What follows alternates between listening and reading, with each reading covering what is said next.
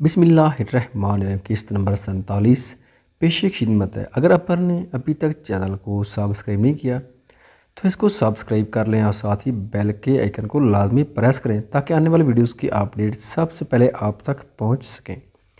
तुम दूर रहो मुझसे यू ब्लडी रस्कल, हिम्मत कैसी तुम्हारी मेरे घर तक और मेरी फैमिली तक पहुंचने की।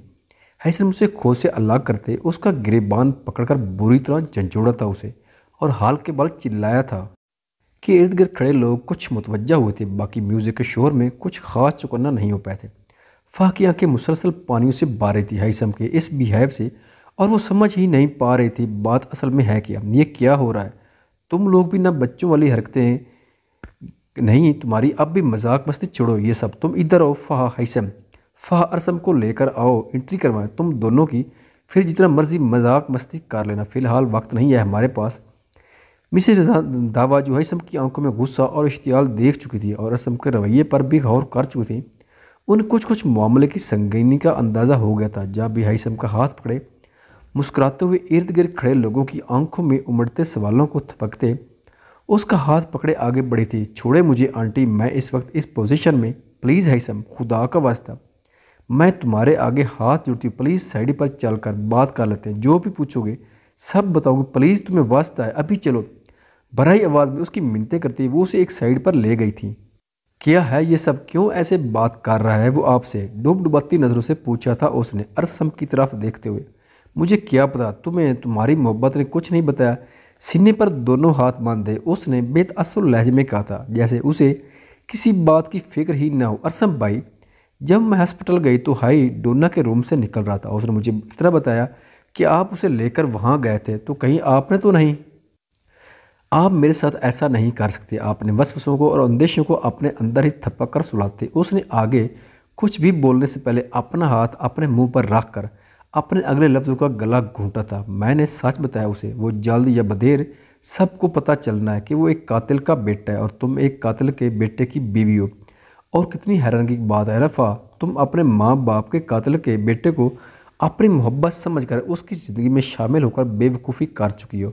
और उससे भी बड़ी और मज़े की बात पता है क्या, जब से उसे ये पता चला है कि मैं उसके बाप को कातिल कह रहा हूँ और उसकी बहन से शादी मेरे बदले की पहली शुरुआत है, तब से उसकी आंखों में मैंने तुम्हारे लिए नफ़रत महसूस की है। कैसे कैसे उसकी मोहब्बत का बुत धड़ाम से ज़मीन बोस हो गया। वो सिर्फ़ और सिर्फ अपनी मोहब्बत, अपनी बहन से मोहब्बत करता है, जबकि मैंने तो ये जानते हुए भी कि वो मेरे बाप के कातिल का बेटा है तुम्हें उसके साथ जीने की रजामंदी दे दी। आई एम सॉरी, बट मैं कितना इस सच को छुपाता, आज नहीं तो कल उसे पता लगना ही था। और वैसे भी जो खेल खोलकर आमने सामने खेले जाते हैं मज़ा तो उनका ही आता है। ये छुपन छुपाई अरसम सुल्तान चौधरी ने खेली है और ना ही खेलेगा कभी। उसने अपना एक एक लफ्ज़ वाजे किया था उस पर, उसके लफ्ज़ों से बदले की बू आ रही थी, ना कि ये महसूस हो रहा था कि वो अपने किसी भी अमल पर शर्मसार या शर्मिंदा है। क्या सबूत है आपके पास कि वलीद खान ही कातिल है मामा बाबा का? आप जानते हैं कि अगर ये इल्ज़ाम बेबुनियाद साबित हुए तो क्या हो सकता है, कितने दिलों को तोड़कर जोड़ेंगे। कभी ये सोचा कि क्या ये सब जो बखेड़े हैं उसे कैसे समेटेंगे? एक बात आप पर मैं वाज़ेह कर दूँ, अगर ये इल्ज़ाम गलत साबित हुआ तो मैं ये समझूँगा कि मेरा कभी कोई भाई था ही नहीं। इजाज़त दी आज मैंने आपको आपके हो सकता बेबुनियाद इल्ज़ाम के सुराग के पीछे भागने की। रही बात ज़ुएशा भाभी से निकाह की, तो ये आपका क्या कमाल है कि आप ज़बरदस्ती उनके कदम में आकर ख़ुद को जीता हुआ और हाई को हारा हुआ गुमान कर रहे हैं। आपकी बहन उस शख्स को सब कुछ मालूम होने के बाद भी आपके सामने ज़िंदा खड़ी है, तो यही उसकी मोहब्बत का मेरी नज़र में सबसे बड़ा सबूत है। आप किसी के मरे हुए बाप को कातिल करार दें और वो एक्शन भी ना करें, इस किस्म की फजूल सोच की मुझे उम्मीद नहीं थी आपसे। आपका निकाह ज़ुएशा भाभी से आज मुकर्रर था, मेरे रब की तरफ से सो हुआ। मेरे ससुर बेगुनाह है, ये मैं दावे से कहती हूँ, बग़ैर उनकी पर्सनैलिटी जाने, बग़ैर उनके बारे में कुछ भी जाने, क्योंकि जिसका बेटा साबिर हो सकता है उसका बाप भी बहुत आला ज़र्फ़ का होगा। कोशिश करना अब के मेरे सामने मत आना आप, वरना मैं भूल जाऊँगी कि अरसम सुल्तान चौधरी कभी मेरी सांसें हुआ करता था। मेरी ज़िंदगी मेरे शौहर की अमानत है, खुदा के बाद वो जो मर्ज़ी करे मेरे साथ, मोहब्बत या नफ़रत।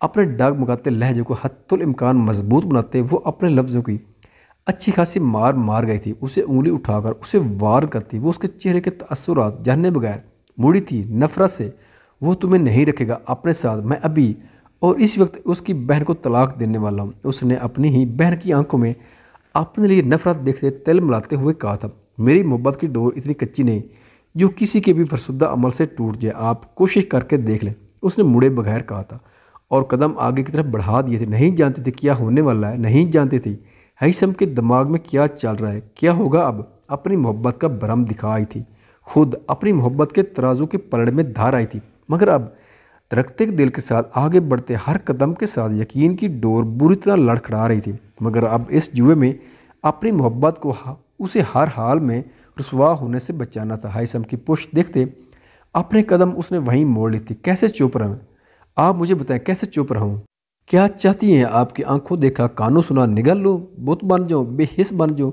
اس بہن کے حق میں جس کو آج تک ہلکی سی کھروچ نہیں لگ رہی تھی، میں نے اس بہن کے حق میں جس کے بارے میں آپ کے بیٹے نے کہا کہ وہ کسی کی سیکنڈ چوائس بھی نہ ہو۔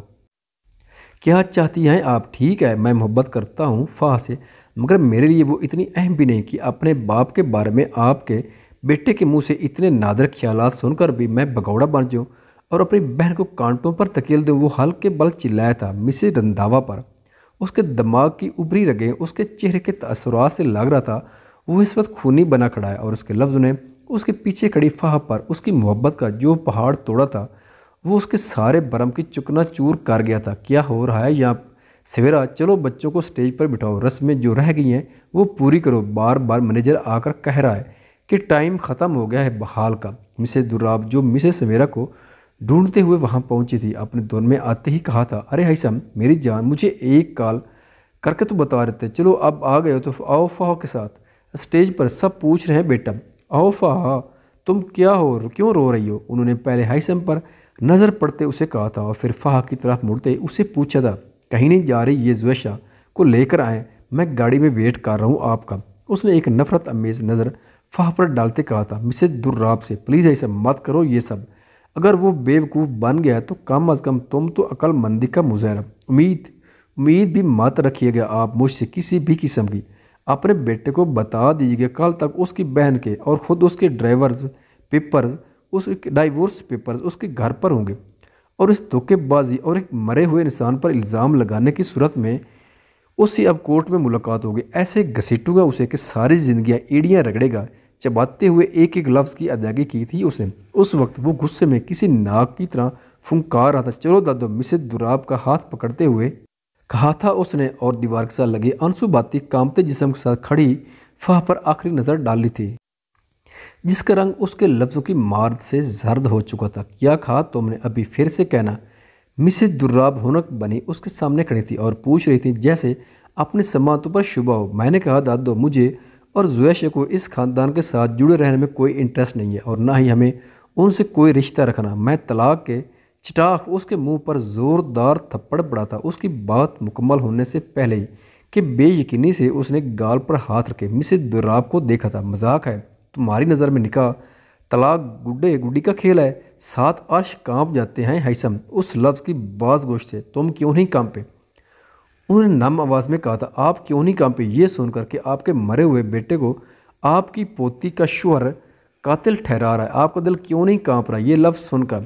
پھر بھی آپ نے ان کی حمایت میں مجھے ذلیل کرنا ہے تو شوق سے کریں، مگر میں اس لڑکی کو کم از کم اپنے ماتھے کا تاج نہیں بنا سکتا یا اس کے بھائی کو اپنی فیملی کا حصہ، کیونکہ میری نظر میں میرے باپ کا وقار بہت بلند ہے۔ اس نے انگلی اٹھا کر اپنے لہجے کو حتی الامکان دھیما رکھتے کہا تھا، ہیثم پلیز مجھے بتاؤ اس میں مرشیوں کا کیا قصور ہے اور اس بیچاری بچی کا کیا قصور ہے جو ہم سب کے فیصلوں کی بھینٹ چڑھ رہی ہیں؟ پلیز ارسم کے اٹھائے گئے کسی بھی عمل کی سزا ان بچیوں کو مات دو۔ سچ کیا ہے وہ خود بخود سامنے آ جائے گا، یقین رکھو خود پر، اپنے باپ پر، پلیز کسی بھی تماشے سے گریز کرو۔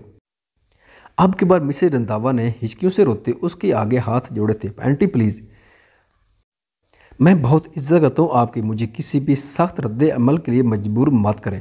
اس نے انہیں اپنے سامنے سے ہٹاتے تلخ لہجے میں کہا تھا، دادو میں ویٹ کر رہا ہوں۔ گاڑی میں زویشہ کو لے کر پہنچے 2 منٹ میں ایک بار پھر سے حکم جاری کیا تھا اس نے۔ اس کے لہجے کا ٹھوس پن بتا رہا تھا کہ وہ اپنے فیصلے سے 1 انچ بھی ہٹنے والا نہیں ہے۔ یہ سب تماشا کرنا تھا تو ارسم کو نکاح کے لیے کیوں کہا تھا؟ انہوں نے سوالی نظروں سے پوچھا تھا، آپ کو لگتا ہے کہ میں نے ایسا کچھ کہا ہوگا؟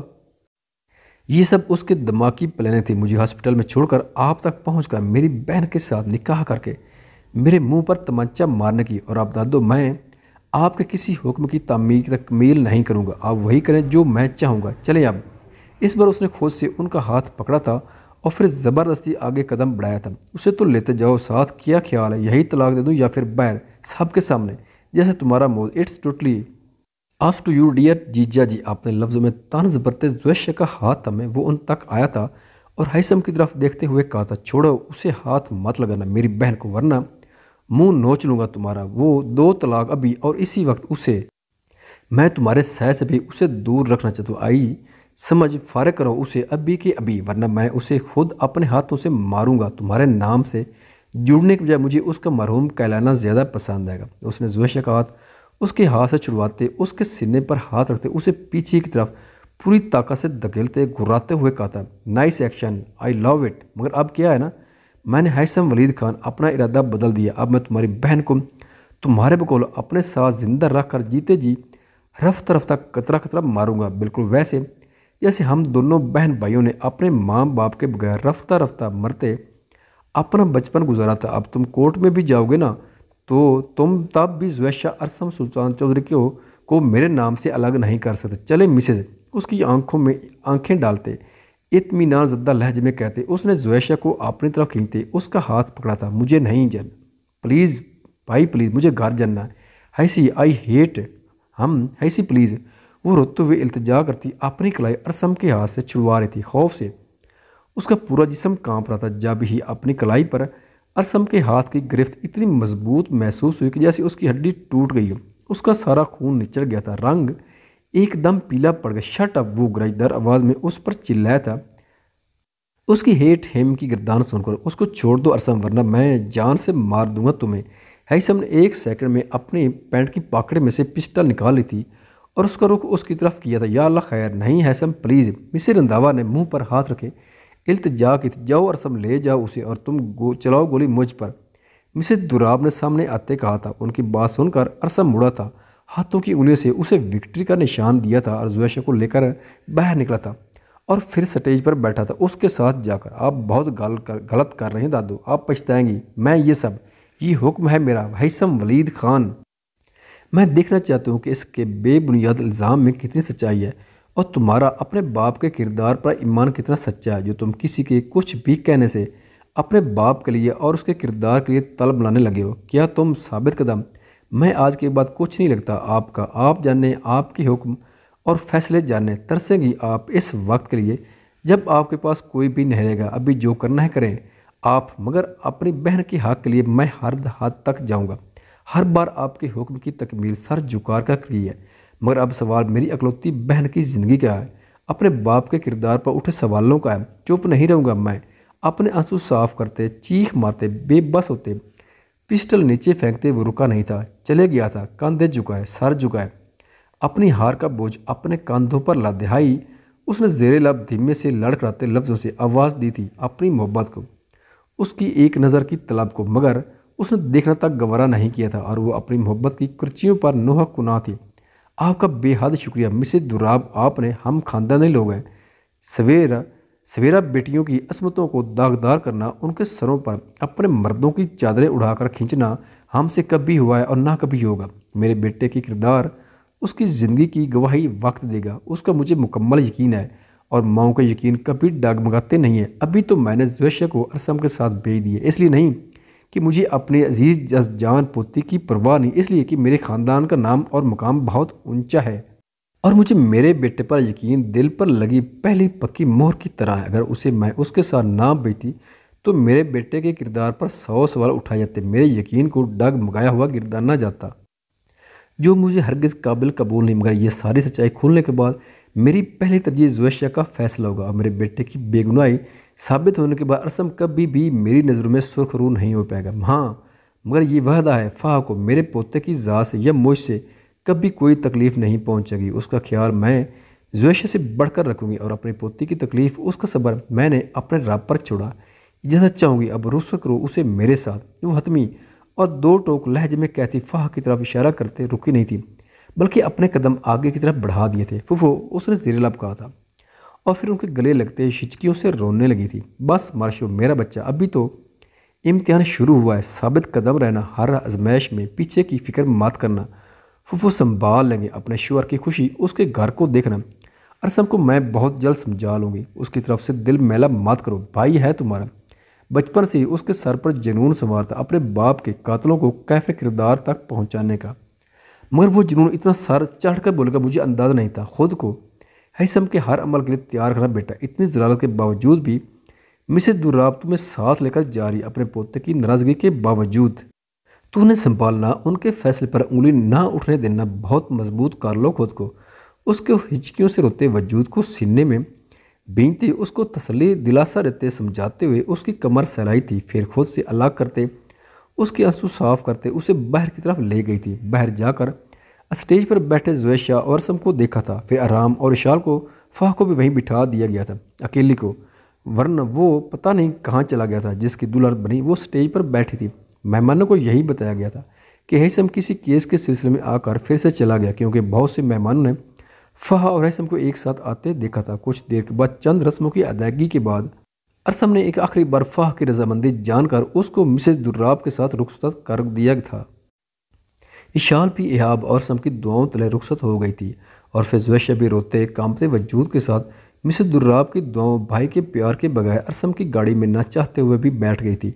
तीनों अपनी ज़िंदगी के आने वाले तूफ़ानों से बेखबर अपनी अपनी ज़िंदगियों के नए सफ़र पर गामजन हो गई थी। मगर इस वक्त अगर कोई सबसे ज़्यादा खुश था तो वह हराम था कि जिसे अपने दिल की दुनिया अपनी मंजिल मिल गई थी। एक सरशारी थी उसकी रूह में जो रफ्ता रफ्ता उसकी रगों में निगाड़े बजाती खुशियाँ भर रही थी।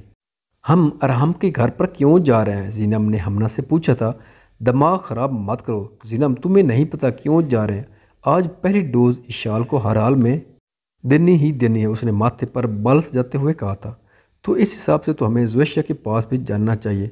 फिर पहले हम क्यों आए हैं यहाँ? उसने सवालिया नज़रों से तनक कर पूछा था। बेवकूफ़ लड़की, वहाँ भी जाएंगे, यहाँ से सीधा उधर ही जाएंगे और दोनों तरफ यही बताएंगे कि हम इनफरादी तौर पर ग्रीटिंग्स देने आए हैं, और थोड़ा सा हंगामा और हल्ला गुल्ला करेंगे। अब अपने सवालों की बारिश बंद करो और जो हो रहा है जैसे हो रहा है उसको चुपचाप एंजॉय करो। उसे चिढ़ा कर बिठाते उसने वार्निंग दी थी। जवाबन वो दिल से मुस्कुराती उसकी कम अकली पर और अपने कारनामे पर दिल से खुश हो रही थी। जानती थी जो उसने कर दिया है उसके बाद हमना एड़ी चोटी का जोर भी लगा दे तो अपने प्लान में कामयाब नहीं हो सकती। अब तो बस वो ही सब कुछ एंजॉय कर रही थी जो उसकी बहन ने उसे एंजॉय करने के लिए कहा था। अफीसा ने बड़े हिमाक से देखा था सामने बैठे शख्स को और फिर सवाल किया था कि ये आपका फैसला अटल है कि आप सच में नहीं चाहते ये? उसने दूसरी बार अपना सवाल दोहराया था। जी, मैं अपने दोनों बेटों से दस्तबरदारी का ऐलान करता हूँ। मैं इनाराफ़ करता हूँ इस बात से कि ये मेरे बेटे थे। आप इनके साथ जो भी करना चाहें कर सकते हैं, मुझे कोई इतराज़ नहीं, और मुझे दोबारा थाने में आने की ज़हमत ना दी जाए। मैं अपना घर, अपनी गाड़ी और अपने इस्तेमाल की हर चीज़ हुकूमती इदारों की तहवील में देता हूँ। मेरा किसी भी शय से किसी किस्म का कोई भी ताल्लुक़ या वास्ता नहीं है, और ना ही मैं अपने बेटों की आखिरी रसूमात में शिरकत करना चाहता हूँ। उसने नम आवाज़ में ठहरे लहजे में अपने लिखवाए गए अल्फाज दोबारा दोहराए थे। ठीक है, आप यहाँ साइन कर दें, अफीसर ने मैक के सामने कागज़ रखते कहा था, और उसने कांपते हाथों से उस पर दस्तखत कर दिए थे। हमारी टीम के कुछ मेंबर्स आपके घर जाएंगे। आपको अगर अपना कुछ सामान लेना होगा तो हमारे अफीसर की निगरानी में लेना होगा। अफीसर ने कहते हुए इंटरकॉम उठाया था। वो बस जवाबन गर्दन हिला सका था, और फिर कुछ देर बाद वो अफीसर के हमरा अपने घर के लिए निकला था। नसरीन हैसम घर आया था। मिसेस दुर्राब ने अंदर दाखिल होते ही पूछा था। ये छोटी दुल्हन के साथ ही आए थे और फिर चले गए, उसके बाद नहीं आए। नसरीन ने बताया था। अच्छा, फ़ाहा को कमरे में छोड़ा और उसका सामान भी हैसम के रूम में रखवा दो और कुछ खाने के लिए भी दो। हैसम आए तो मुझे इतला कर देना। नसरीन को हुक्म देती वो अपने कमरे की तरफ बढ़ गई थी। क्या ख्याल है, कल कुछ स्पेशल ना हो जाए? लाइक करें, कमेंट करें और एपिसोड को लाजमी शेयर करें। चैनल रीच बहुत डाउन है। खुश रहें, सलामत रहें, आमीन।